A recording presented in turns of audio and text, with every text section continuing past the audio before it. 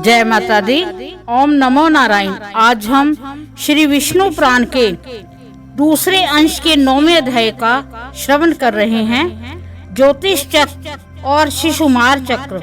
श्री पराशर जी ने कहा कि आकाश में भगवान विष्णु का जो शिशुमार के समान आकार वाला तारामय स्वरूप देखा जाता है, उसे पुच्छ भाग में ध्रुव अवस्थित है। ये ध्रुव स्वयं घूमता हुआ चंद्रमा और सूर्य आदि ग्रहों को घुमाता है। उस भ्रमणशील ध्रुव के साथ नक्षत्र गण भी चक्र के समान घूमते रहते हैं। सूर्य, चंद्रमा, तारे, नक्षत्र और अन्य समस्त ग्रह घन वायुमंडल में डोरी से ध्रुव के साथ बंधे हुए हैं। मैंने तुमसे आकाश में ग्रहणन के जिस शिशुमार स्वरूप का वर्णन किया है, अनंत तेज के आश्रय स्वयं भगवान नारायण ही उसके हृदय स्थित आधार हैं। उत्तान पाद के पुत्र ध्रुव ने उन जगतपति की आराधना करके तारामय शिशुमार के पुच्छ स्थान में स्थिति प्राप्त की है। शिशुमार के आधार सर्वेश्वर श्री नारायण हैं। शिशुमार ध्रुव का आश्रय हैं और ध्रुव में सूर्य देव स्थित हैं। तथा हे विप्र, जिस प्रकार देव, असुर और मनुष्य आदि सहित यह संपूर्ण जगत सूर्य के आश्रित है, वह तुम एकाग्र होकर सुनो। सूर्य 8 मास तक अपनी किरणों से 6 रसों से युक्त जल को ग्रहण करके उसे 4 महीनों में बरसा देता है।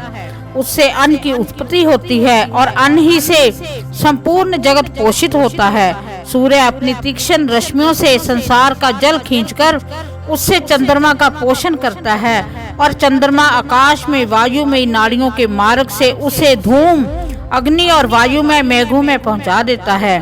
ये चंद्रमा द्वारा प्राप्त जल मेघों से तुरंत ही भ्रष्ट नहीं होता, इसलिए अभ्र कहलाता है। हे मैत्रेय, काल जनित संस्कार के प्राप्त होने पर यह अभ्रसत जल निर्मल होकर वायु की प्रेरणा से पृथ्वी पर बरसने लगता है। हे मुने, भगवान सूर्यदेव नदी, समुद्र, पृथ्वी और प्राणियों से उत्पन्न इन 4 प्रकार के जलों का आकर्षण करते हैं तथा आकाश गंगा के जल को ग्रहण करके वह उसे बिना मेघ आदि के अपनी किरण से ही तुरंत पृथ्वी पर बरसा देते हैं। हे द्विजोतम, उसके स्पर्श मात्र से पाप पंख के धुल जाने से मनुष्य नरक में नहीं जाता, अतः वह दिव्य स्नान कहलाता है। सूर्य के दिखलाई देते हुए बिना मेघों के ही जो जल बरसता है, वह सूर्य की किरणों द्वारा बरसाया हुआ आकाश गंगा का ही जल होता है। कृतिका आदि विषम नक्षत्रों में जो जल सूर्य के प्रकाशित रहते हुए बरसता है, उसे दिग्गजों द्वारा बरसाया हुआ आकाश गंगा का जल समझना चाहिए। सम संख्या वाले नक्षत्रों में जिस जल को सूर्य बरसाता है, वह सूर्य रश्मियों द्वारा ग्रहण करके ही बरसाया जाता है। हे महामुने, आकाश गंगा के ये दोनों प्रकार के जल में दिव्य स्नान अत्यंत पवित्र और मनुष्य के पाप भय को दूर करने वाले हैं।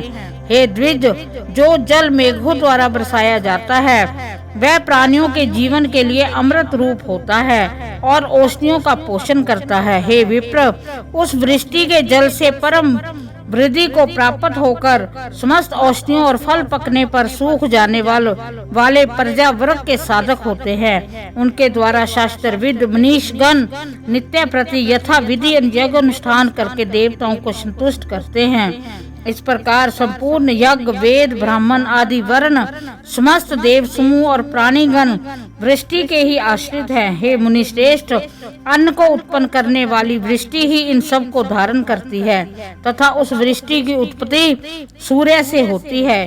हे मुनिव्रोतम, सूर्य का आधार ध्रुव है, ध्रुव का शिशुमार है तथा शिशुमार के आश्रय श्री नारायण हैं। उस शिशुमार के हृदय में श्री नारायण स्थित हैं, जो समस्त प्राणियों के पालन करता तथा आदिभूत सनातन पुरुष है। इस प्रकार श्री विष्णु पुराण के दूसरे अंश के 9वें अध्याय का समापन होता है। भगवान विष्णु हम सब पर अपनी कृपा दृष्टि बनाए रखे। ओम नमो नारायण।